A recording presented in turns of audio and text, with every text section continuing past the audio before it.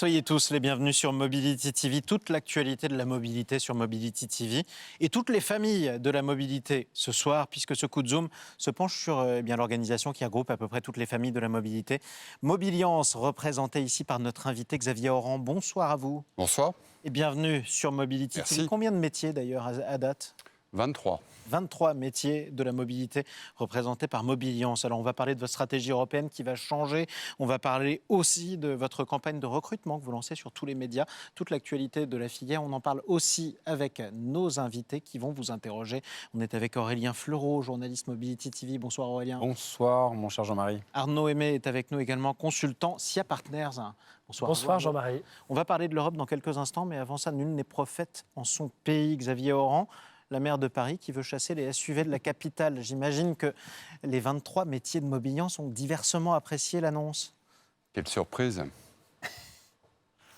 Je pensais qu'on allait attendre peut-être le 1er avril. Plaisanterie à part, c'est pas surprenant. C'était déjà un thème que la maire de Paris avait voulu porter avant le Covid, en 2019. C'est sorti, comme vous le savez, dans la presse chez vos confrères depuis hier soir, et encore ce matin, naturellement. Il y a eu un conseil de Paris qui s'est tenu hier après-midi. Et on se retrouve, j'allais dire, un peu comme d'habitude, avec une question extrêmement caricaturale, avec des affichages que j'ai commencé à voir dans les rues de Paris, plus ou moins de SUV. Moi, je pense que ce n'est pas très sérieux. C'est pas très sérieux parce que les questions de mobilité sont des questions qui sont extrêmement complexes. On aura peut-être l'occasion d'y revenir. Ce sont des questions économiques, industrielles, sans aucun doute, mais c'est avant tout des questions de société, des choix de société. Je peux comprendre, et c'est tout à fait compréhensible et légitime, que les grandes villes en France et en Europe se posent des questions sur la place de l'automobile, l'avenir des mobilités. C'est tout à fait sensé et parfaitement légitime. Mais encore faut-il correctement poser les questions et ne pas tomber trop facilement dans l'idéologie et une vision en fait extrêmement manichéenne, pour ou contre, plus ou moins. Plus cher ou moins cher, puisqu'en l'occurrence, ça portera sur le coût du stationnement. Ça ne fait que rajouter de la confusion dans un domaine très complexe, et ça ne fait que diviser les Français entre eux. Je pense qu'une bonne politique, une bonne stratégie de long terme en termes de mobilité mérite tout autre chose en termes de niveau. Et juste à date, peut-être question complémentaire avant de vous donner la parole. C'est quoi un SUV ? À partir de quoi ? Bonne de question. Quel poids ? De quelle taille ? Mais c'est une excellente question, et si vous interrogez 100 Français, vous aurez 100 avis différents sur le sujet en termes de définition. Et le fait même que cette définition ne soit pas stabilisée ni très claire selon les spécialistes, les experts ou tout simplement les consommateurs, ça posera inévitablement sur le plan opérationnel. Là encore, on ne se pose jamais les bonnes questions dans le bon ordre sur l'application, l'exécution de cette éventuelle stratégie, dès lors que les Parisiens se seront exprimés avec, souhaitons-le, un taux de participation beaucoup plus élevé que celui des trottinettes, où seulement 8%, voilà, oui. à peine 8% des Parisiens s'étaient déplacés. Donc il faut faire attention à ne pas verser dans la manipulation et dans l'idéologie. Encore une fois... En tout cas, vous ferez campagne pour cette votation. On fera campagne déjà pour expliquer. Il faut faire de la pédagogie, il faut éviter de faire de l'idéologie, il faut d'abord faire de la pédagogie, il faut essayer de concilier les usages, il faut éviter d'opposer les modes de transport entre eux et il faut proposer des solutions de long terme. C'est ça qui compte. La mobilité, c'est un facteur de stabilité sociale, c'est un facteur de liberté. Et on ne peut pas raisonner à l'intérieur du périphérique en repoussant les problèmes à l'extérieur du périphérique et en disant quelque part, Paris devient de facto une sorte de cité interdite, notamment aux automobilistes, et puis aux automobilistes qui ne seraient pas résidents. C'est pas comme ça qu'on doit poser les sujets. Aurélien Fleureau. Et puis c'est vrai qu'effectivement, sur les SUV, entre un segment B, il faut quand même faire 30 secondes de pédagogie entre le segment B qui est un Renault Captur et un pick-up. Il y a quelques millions de véhicules. Bon, voilà, c'était juste pour le petit... Comment on va contrôler le poids de ces véhicules, leur emprise au sol, qui va vérifier que vous êtes résident, non résident, donc ça va être une nouvelle vignette. Enfin, tout ça va apparaître comme un peu ubuesque et en décalage complet par rapport à la technologie. En d'autres termes, ça veut dire que ce n'est pas demain, la veille, que les SUV partiront de Paris, quoi. Vous savez, je pense qu'il faut laisser les Français. Les Français sont responsables. Les Français sont responsables. Ils attendent des discours clairs. On ne peut pas d'un côté prôner l'électrification du parc et puis des mesures de sécurité dans les véhicules qui les alourdissent et dans le même temps leur dire écoutez, même les véhicules électriques, finalement, comme elles sont plus lourdes et que ce sont majoritairement des SUV, finalement, il en faut moins dans nos villes. La contradiction, la confusion des messages, je trouve absolument stupéfiante. Et c'est ça qui, finalement, finira par immobiliser les choses dans tous les sens du terme. Arnaud Aimé. Oui, je me permets de réagir en tant que Parisien. Là où la chose n'est pas claire, c'est quelle est la motivation exacte de l'interdiction des SUV. On sent qu'il y a peut-être un sujet de lutte des classes, entre guillemets. Si c'est un sujet de pollution, il y a déjà la vignette critère qui existe. Ce qui a été décidé un peu au-delà de Paris, au niveau de la métropole, c'est l'interdiction de circulation. Alors, l'échéance a été un peu repoussée pour les véhicules critères 2 et plus, ce qui interdit notamment tous les Sauf diesels. qu'à date, il y a des SUV en critère 1. Ça existe. Sauf qu'il y a des SUV en critère 1, en particulier ceux qui sont sur des modèles, me semble-t-il, essence et sur de l'hybride rechargeable. Donc qui sont critères 0 et 1 et donc qui polluent peu, ou pas du tout. Il y a aussi des SUV électriques. Donc si c'est un sujet de pollution, il y a déjà une solution avec la vignette critère. Donc qu'est-ce qu'on ajoute en plus avec cette restriction-là ? Autant dire qu'il reste du lobbying à faire à Mobiliance en France, en tout cas dans la capitale. Parlons du lobbying à l'échelle européenne. Vous avez quitté le Conseil européen des distributeurs et réparateurs. Vous voulez une stratégie de lobbying plus percutante. C'était trop mou ? Oui, c'était trop mou, pour être tout à fait direct par rapport à votre question.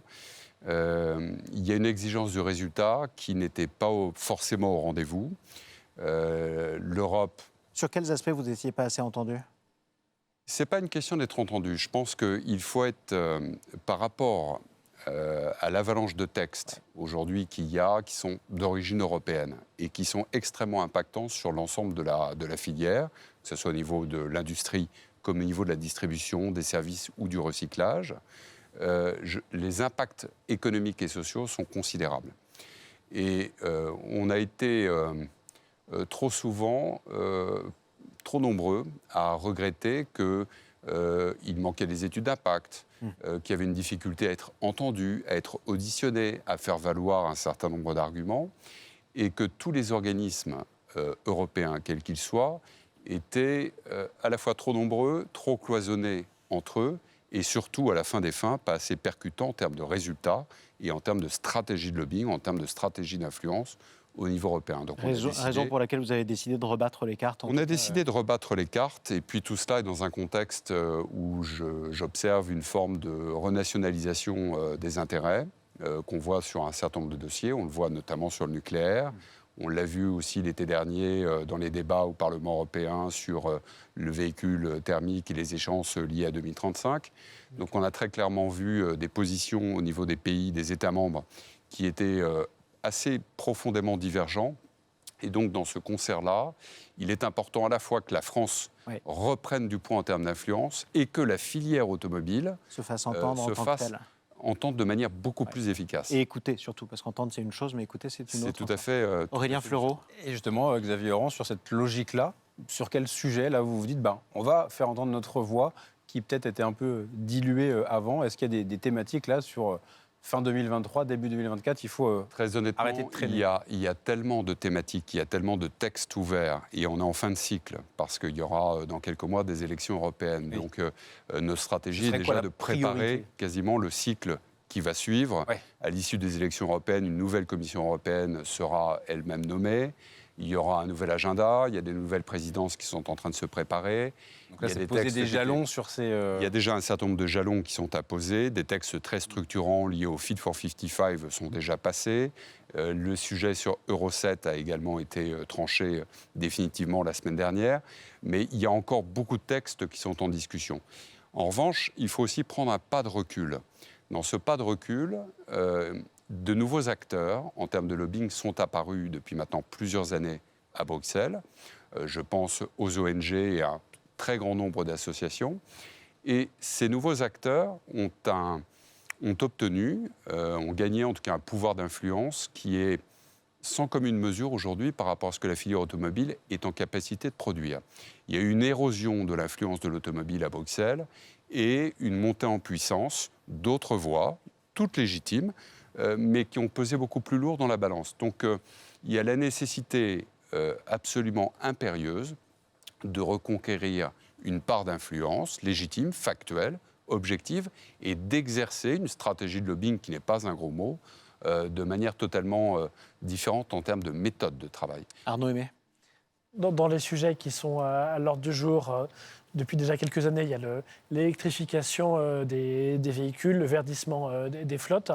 C'est un sujet sur lequel Mobiliance, vous êtes très attentif. Comment est-ce que vous percevez aujourd'hui les décisions européennes et les confirmations d'échéance 2035 pour la vente de véhicules neufs? Comment vous percevez aussi les niveaux d'accompagnement par les pouvoirs publics en Europe et aussi et surtout en France, pour les acteurs de la filière, de l'aval notamment, pour accompagner ce verdissement et cette électrification de la flotte?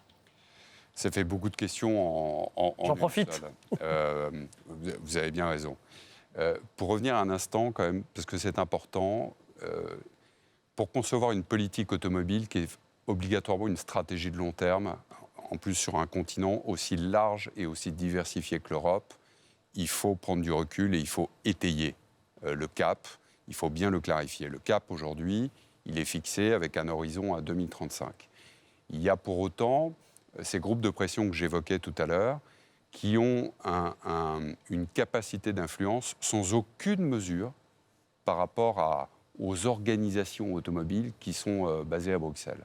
Donc il y a un effort de réflexion, de prospective, de documentation qui est très important, qu'il va falloir produire. Donc il faut rebattre les cartes, changer les méthodes de travail, décloisonner, et encore une fois, j'insiste, être beaucoup plus percutant pour rassurer les acteurs économiques et puis les consommateurs, que ce soit des particuliers ou des entreprises. Ouais.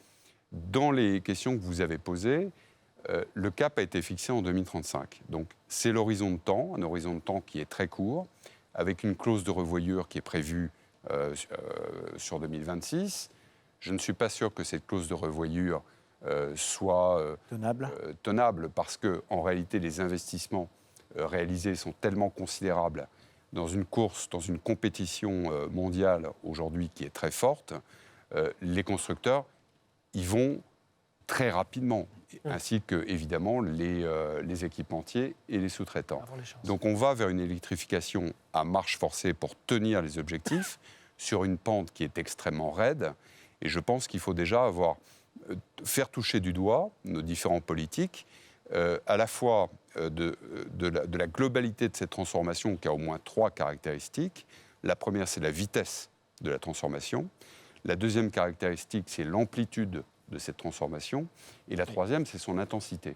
Et donc la responsabilité des politiques qui ont défini cet agenda et qui ont posé l'électrification comme de facto la solution industrielle qui permet d'atteindre ces objectifs, charge à eux de réunir toutes les conditions, au sens large du terme, fiscales, économiques, réglementaires ou en termes d'accompagnement, qui permettront à l'ensemble des acteurs de la chaîne de valeur d'atteindre ces objectifs. De ce point de vue, il y a beaucoup de discussions qui sont en cours à Bruxelles, et on voit que les positions ont commencé à s'amender sur ces derniers mois. Et au niveau français, nous travaillons avec la plateforme automobile à la conception d'un contrat stratégique pour la filière automobile sur les années 2023-2027. Donc on est clairement dans cette trajectoire en termes de travail. En tout cas, cette électrification, elle bouleverse aussi l'ensemble de vos adhérents, et notamment des petites entreprises, des garagistes par exemple. Vous lancez une grande campagne de communication, ça s'appelle « Un monde à faire tourner ». C'est une vidéo d'un peu plus d'1 minute.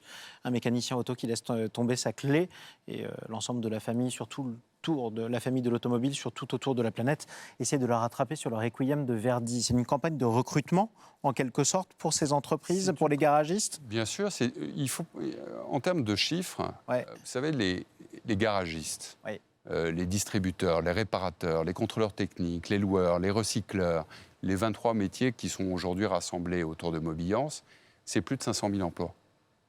Donc, de fait, ces métiers, ces entreprises, ces TPE, ces PME, ces ETI sont le premier employeur automobile en France. Sauf que si demain on bannit certains véhicules de certaines zones, pourquoi pas les métropoles par exemple, est-ce que ces métiers-là existeront toujours? C'est un secteur qui est extrêmement résilient, y compris dans l'artisanat automobile. C'est un amortisseur social.